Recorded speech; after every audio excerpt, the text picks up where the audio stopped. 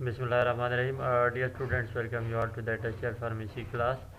As you know, today is the first class of the week.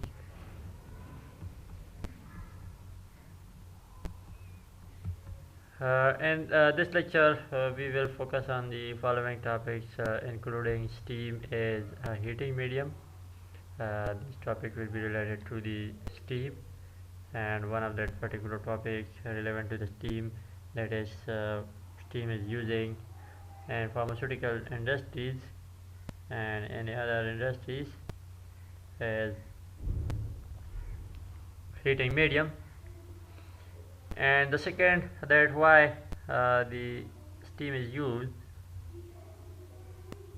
widely, and reason behind the use of steam. And the third topic will be heat content of steam, that how much heat content the steam contain. Dear student, the main objective is to learn about steam relating topics, including the following topics: steam is a heating medium, the reasons for the widespread use of steam, and heat content of steam.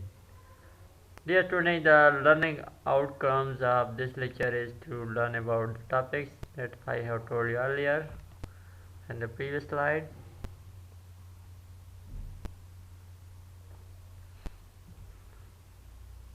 First of all,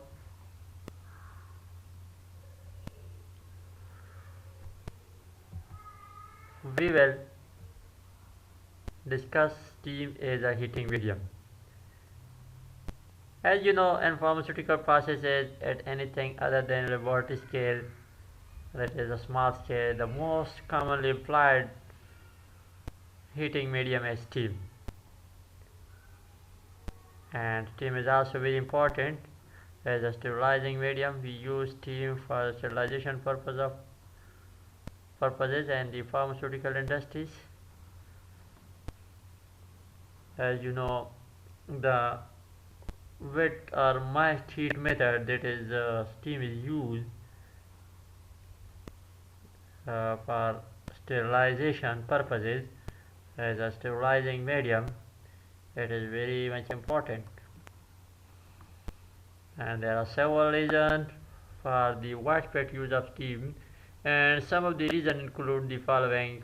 First one is that is the raw material. Raw material is water. As you know that water, first we in the recalling from the previous lecture in which we focus that water is heated, and up to certain point it will gain heat, and before the boiling point reach the heat gain, it is termed as sensible heat. And when the boiling point reached, then the water and liquid is not more and weakened, and they are starting converted into the vapor state. So the raw material, that is conversion of water from the liquid state to the vapor state, that gain the latent heat of evaporation. And the raw material, that is water, for using steam, for generation of steam, is cheap and plentiful. It is widely available, and it is not so much expensive. And that's why we say that the first reason behind the widespread use of steam is that because of its cheapness and its availability, that is available and cheaper. The second reason is it is easy to generate, distribute, and control. That you have seen in different premises that steam is widely used for the uh, heating of the premises, and it is generated, and generation is easy, and distribution is easy, and as well as its control is easy. That's why the second reason is that behind the widespread use of the steam is because of the ease of generation and distribution and control. It is generally cheaper than viable. Viable means practicable alternative forms of heating. For example, like electricity. Electricity is one form of the energy that can be utilized into any other form of the energy and may be converted into the heating energy. or any other form of energy. One of that is electricity we use for the heating purposes, and other hand we use the steam for heating purposes. In both cases, the cheaper one will be definitely, that is steam. It is very much cheaper, and as compared to the any other form, for example the electricity, of, that is one form of the energy. And there are certain other reasons due to which steam is widely used, including that it is clean and it is odorless and tasteless, and accidental contamination of the product is less likely to be serious. If it was not clean and it is of any odor and any taste, then the taste and the odor and that become part of the product, and the products will be contaminated accidentally due to the leakage of these problems and these characteristic properties. Because of the odorless nature and the tasteless nature and its cleanliness, it provides the leakage of accidental contamination, and the chances of the accidental contamination is less likely to be serious because of the nature of the odorlessness and tastelessness and its cleanliness, that is in the steam. And other reason including it has a high heat content, that is in the form of latent heat, and can heat materials very quickly. Recalling from the previous lecture in which we studied that the steam containing the latent heat of evaporation which gain by the water, then the water is converted into the steam, and the steam having the high heat content, that is in the form of latent heat. The heat is given up at a constant temperature, which is useful in controlling heating processes and sterilization. There are certain disadvantages. One of the disadvantages of the use of steam is that it is used at pressure that are typically 2 to 3 times higher than atmospheric pressure, and thus steam present potential safety problem because of the 2 to 3 times higher atmospheric pressure. Due to this high pressure, it creates potential safety problem and necessitates the use of high strength piping, because the general piping is not enough to control this much pressure, and there is requirement to use high strength piping because of the typically 2 to 3 times higher pressure used. And in order to maintain the safety, potential safety problems, to be avoided these potential safety problems, this high strength piping is required. Next is to appreciate why steam is used in pharmaceutical processing and the principles of heat transfer using steam. It is necessary to consider how the steam is produced, its heat content, and how the heat content varies with pressure and temperature. It is required for us to know about that how steam is produced and how much heat content it contains, and how the heat contents varies with pressure and temperature. If we uh, change the pressure and temperature, then the heat content will be varied. Then how much it will be varied, we should know these aspects of the steam, because whenever we are going to use the in pharmaceutical processing and as a principle for the heat transfer, and one of the content, that is steam, we are using, and we should know about that how steam is produced and its heat content, and how much heat content the steam contain, and how the heat contents varies with pressure and temperature. If we change the pressure and temperature, then the heat contents will be also varied or changed. Regarding this, we should know that heat content of steam Consider heating 1 kg, that is 1 kilogram of ice cold water. If we have the quantity of ice cold water and that is quantity is 1 kg, and in a closed container we have kept this 1 kg ice cold water at atmospheric pressure. Initially all the heat supplied will be sensible heat. Recalling from the previous lectures in which we focus on the example of laboratory water bath, when we discussed the conduction and which we have studied the sensible heat. Recalling from that, initially all the heat supplied will be sensible heat, because this heat is required to raise the temperature of the water to the boiling point, that is 100 degrees centigrade. In this case, as you know that 100 degrees centigrade is the boiling point of the water. In this case, up to 100 degrees centigrade the heat will be given and the temperature will be rising, and up to 100 degrees centigrade the temperature and the heat gain, that is termed as sensible heat. The quantity of heat, as we designated by the capital Q and the units are joules, required to raise the temperature of material can be calculated using equation.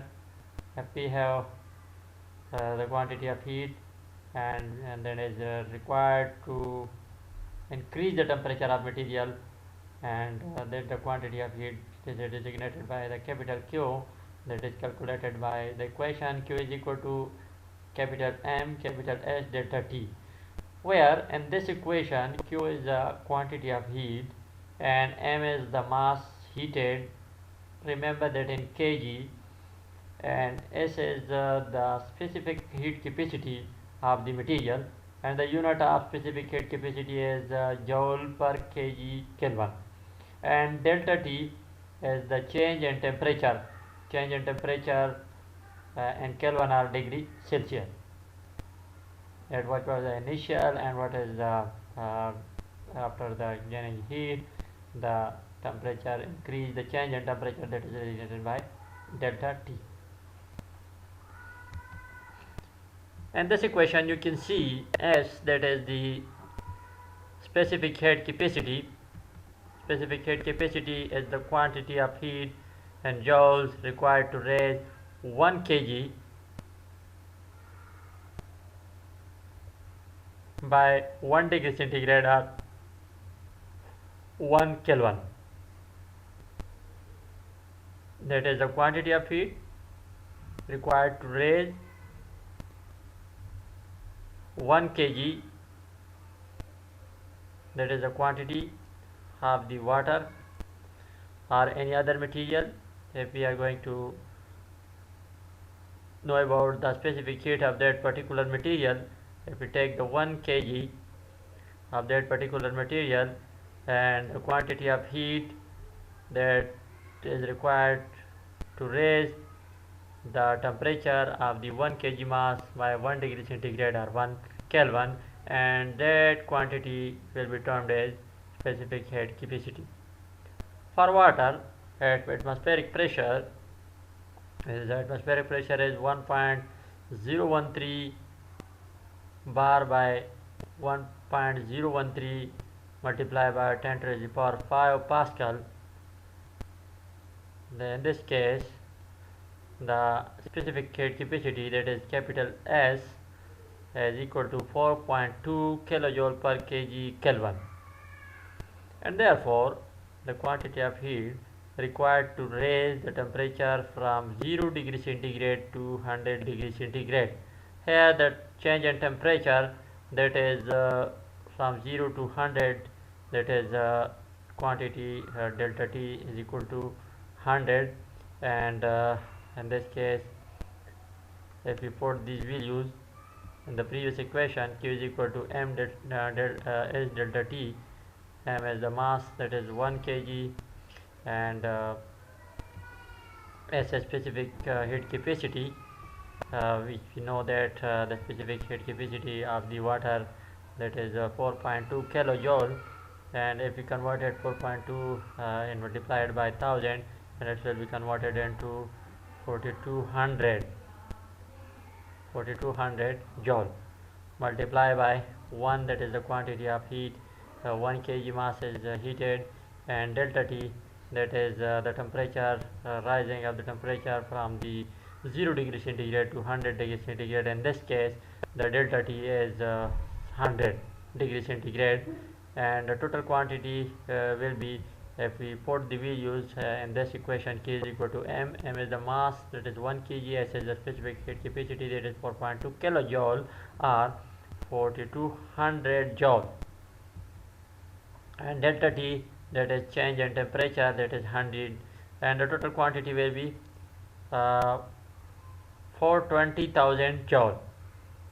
And if we convert this into kilojoule, that is the larger unit, in this case, if we want to convert the smaller unit into the larger unit, then we have to divide, and we should divide this quantity by 1000 in order to get the larger unit, that is a kilojoule, because the joule and kilojoule difference is 1000 fraction, and we have to divide this quantity by the 1000. In case of the larger unit conversion into the smaller unit, in this case that is 420 kg kilojoule, that is 420 kilojoule will be converted into the joule. In this case we should multiply by 1000, because 1 kilojoule contains 1000 joule. There is no need of confusion that from where these values has to be calculated. We have just put the values, and the Q is equal to ms delta T, that is the quantity of heat required to raise the temperature of material. But in this case, as we know, the specific heat capacity of water, that is 4.2 kilojoule per kg Kelvin, and we have put this the values, and the temperature changes from 0 degree centigrade to 100 degree centigrade, and that is the total quantity of the heat required, that is Q is equal to 420 kilojoule. Once the water has reached boiling point, further heating energy input will not raise the temperature of the water. As we know that first it gains heat and the temperature rising, and that is termed as sensible heat. But after the boiling point reach, the further heat energy supply will not raise the temperature of the water, but will convert the boiling water at 100 degree centigrade to vapor at 100 degree centigrade. That is now not the water content, that is the steam at 100 degree centigrade. In this case it is termed as the steam at 100 degree centigrade. Steam at a temperature corresponding to the water boiling point at a pressure, as in this case is referred to as saturated steam. In this case it is termed as saturated steam. Steam at temperature corresponding to the water boiling point at that pressure, as in this case is referred to as saturated steam.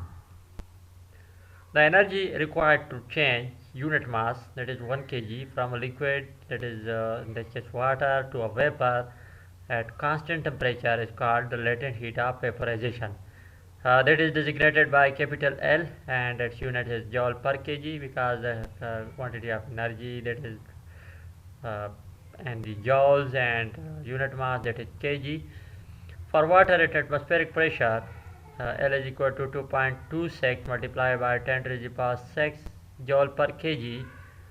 That is the latent heat of evaporation, that much quantity energy is required to convert the liquid water to the vapor state. In this case that is the steam, that is termed as latent heat of vaporization.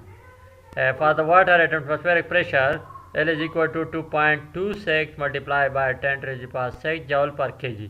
L is not a constant value, and it depends on the steam pressure and temperature. For example, L, that is the latent heat of vaporization, is 2.2 megajoule per kg at 120 degrees centigrade and 2.14 megajoule per kg at 140 degrees centigrade. Considering these two examples, that of the temperature and pressure, that is the L is the 2.2 megajoule per kg, that is 2.2 megajoule per kg at 120, but if increase the temperature from 120 degree centigrade to 140 degree centigrade, then the latent heat of vaporization will become reduced from 2.2 to 2.14 because of the increasing the temperature. The quantity of heat required to cause vaporization is calculated using the equation. But recalling from that previous, that we have calculated the Q, that is the quantity of heat required to raise the temperature of a material, that is something else. But here in this case, the quantity of heat required to cause vaporization is calculated by using this equation, that Q is equal to mL, where m is the mass vaporized and L is the latent heat of vaporization. To convert 1 kg of water and to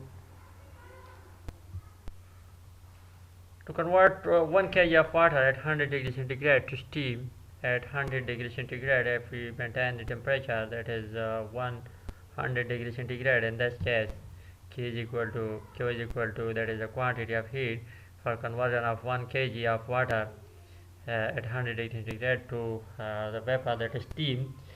Q is equal to 1 multiplied by 2.26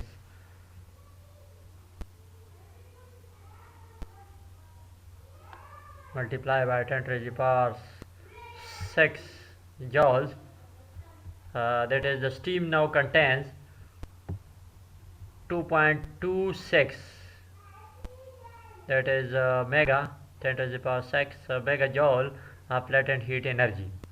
If we put the values, and the Q is equal to mL, where m is the mass, that is 1 kg in this case, and the 2.26, that is the latent heat of energy, that is for the water, that is 2.26 multiplied by 10 to the power 6, or 2.26 megajoule per kg, or L is equal to 2.26 multiplied by 10 to the power 6 joule per kg.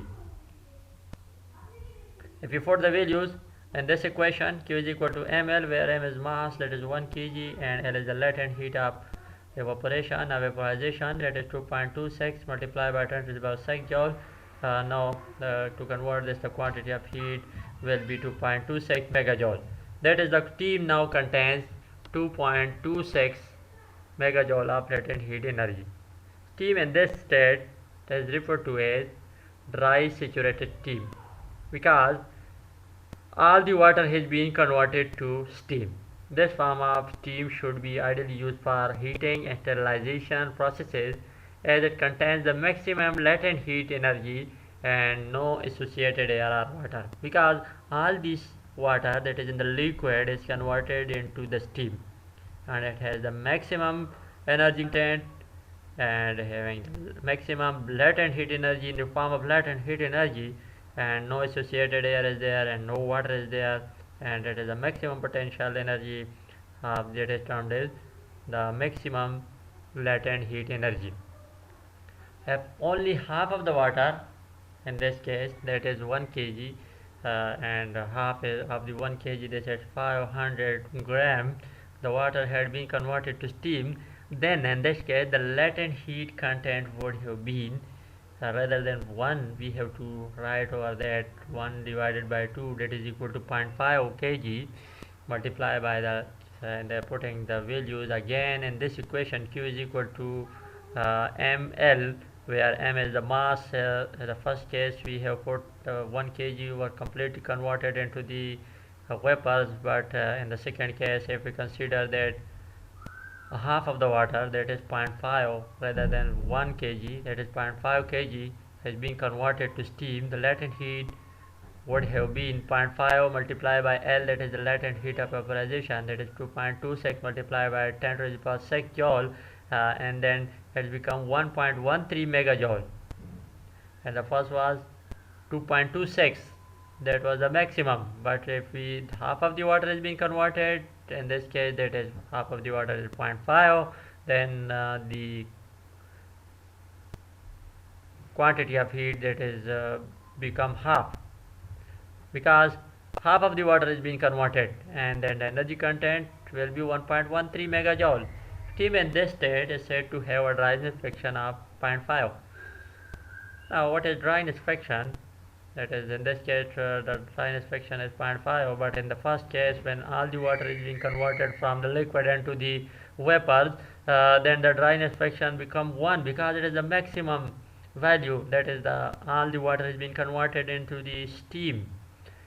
But in this case, when the half of the water is being converted to steam, the latent heat content then become 1.13 megajoule. In this case, we say that steam in this state is said to have a dryness fraction of 0.5, that is half of the dryness fraction. Dryness fraction means the weight fraction of steam, the weight fraction of steam and steam by water mixture. If we have steam and water mixture, and some of water is being converted into steam and some in the liquid state in this mixture, the weight fraction of steam, that is the how much steam fraction or quantity, that is termed as dryness fraction. The dryness fraction is important because it governs the latent heat content of the steam, that how much latent heat content of the steam is and how much quantity of the water is being converted into the steam. It is an indication of the how much quantity and how much the latent heat content of the steam that possess. This being at a maximum when the dryness fraction is equal to 1. When the dryness fraction is equal to 1, it means that it is the maximum latent heat content uh, by the steam. Once all the water has been converted to steam, any further heat energy input increases the steam temperature, that is the steam gains sensible heat. Steam at a constant temperature above the saturation steam temperature is called superheated steam. That steam at a temperature above the saturation temperature, the first that is the saturated temperature, and this after the saturation temperature above the saturation temperature, that is the steam at a temperature above the saturation temperature, is called a superheated steam.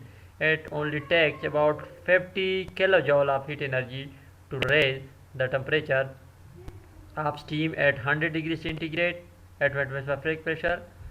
That is, it is only takes 50 kilojoule heat energy is required to raise the temperature of steam at 100 degrees centigrade at atmospheric pressure to steam at 200 degrees centigrade at atmospheric pressure.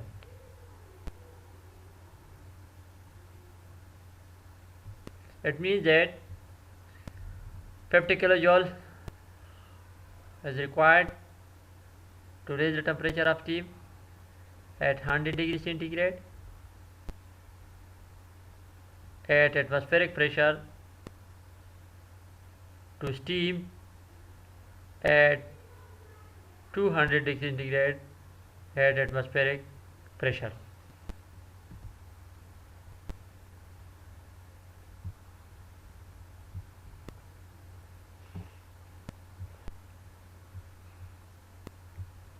That's all about the steam, and reference you can consult the Alter Pharmaceutics, the Science of Dosage Form Design, second edition, pages 590 to 591, and recalling from the overview of the today lecture that we have focused on the steam as a heating medium. That is very much important, and the reason behind the widespread use of steam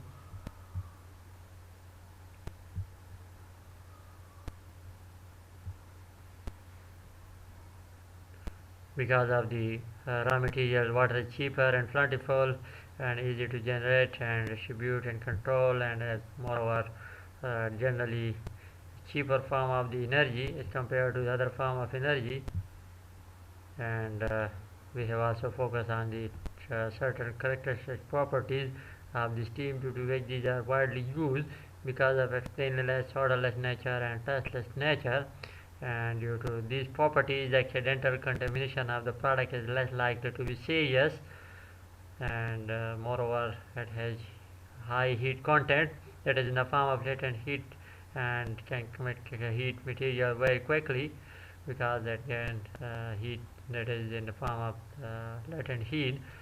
The heat is given up at a constant temperature, which is used for controlling heating processes and in the purpose, for the purpose of the sterilization. And one of the disadvantages, because of the generation or the production at high pressure, that is typically 2 to 3 fold more than the atmospheric pressure, and due to this, the steam presents potential safety problems, and it is required to use the use of high strength piping. To appreciate why steam is used in pharmaceutical processing and in the principles of heat transfer using steam, it is necessary to consider how steam is produced. The question should be stressed. The answer of this question is very much necessary, because we are using this, and we should know that how it is produced and how much heat content it contains, and how the heat content varies with pressure and temperature. And after that, we have discussed the heat content of steam by considering the heating of 1 kg ice cold water and container, and after that the sensible heat and the boiling point reach, and further temperature rising, converting the liquid water into the vapor, and the quantity of heat calculation that is required to raise the temperature of material by using the equation Q is equal to ms delta T. And specific heat capacity, that what is the specific heat capacity, and for water at atmospheric pressure, that it is equal to S is equal to 4.2 kilojoule per kg Kelvin. And saturated steam, latent heat of vaporization, that is designated by L, and that is the energy required to change unit mass, that is 1 kg from a liquid to a vapor at constant temperature, that is termed as latent heat of vaporization, and designated by capital L, and its units are joule per kg.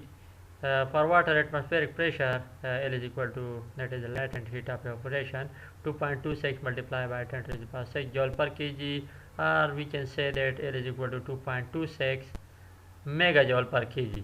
L is not a constant value, it depends on tip pressure and temperature.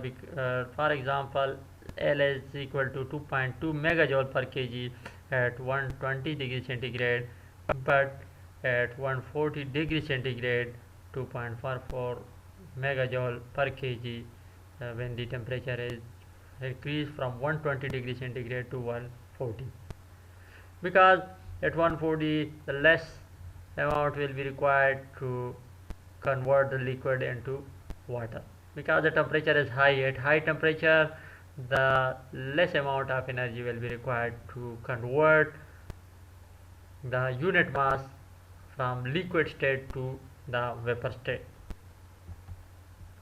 Moreover, we have also discussed the quantity of heat required to cause vaporization, that is by using the equation Q is equal to capital M capital L, where M is the mass vaporized in kg and L is the latent heat of vaporization.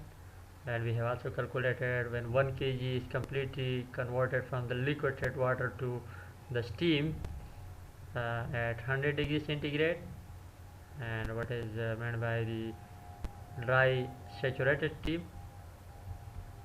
And the dry inspection, when half kg of the water is being converted, then the dry inspection of 0.5. And what is meant by dry inspection, that is the wet fraction of steam and a steam water combination mixture, that is important, and it's an indication about the latent heat content of the steam.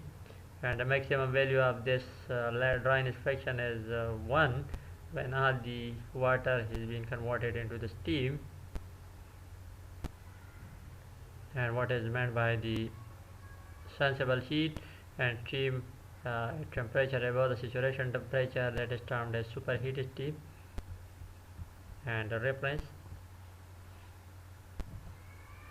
Thank you all for your attention. We will discuss in the online Google Meet session as well. Thank you all.